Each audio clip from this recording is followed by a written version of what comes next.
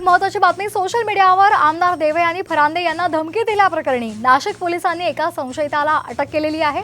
तसंच देवयानी फरांदे यांच्या सुरक्षेमध्ये वाढ सुद्धा करण्यात आली आहे। नाशिकमधील उपनगर परिसरामध्ये मुस्लिम जमाव एकत्र झाल्याप्रकरणी फरांदे यांनी कारवाईची मागणी केली होती आणि त्यानंतर वाहनांची तोडफोड झाली। तसंच परिसरामध्ये भीतीचं वातावरण सुद्धा पसरलं होतं।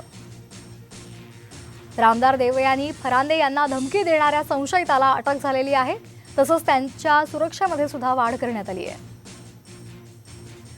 सोशल मीडियावरून त्यांना धमकी देण्यात आली होती आणि त्या संदर्भात आता पोलिसांनी कारवाई केलेली आहे। एका संशयित तरुणाला पोलिसांनी अटक केली आहे। तसंच देवयानी फरांदे यांच्या सुरक्षेमध्ये सुद्धा वाढ केली आहे। उपनगर परिसरामध्ये मुस्लिम जमाव एकत्र झाल्याप्रकरणी फरांदे यांनी कारवाईची मागणी केली होती आणि त्यानंतर वाहनांची तोडफोड झाली आणि परिसरामध्ये भीती पसरलेली होती। आमदार देवयानी फरांदे धमकी प्रकरणी आता एकाला अटक करण्यात आलेली आहे।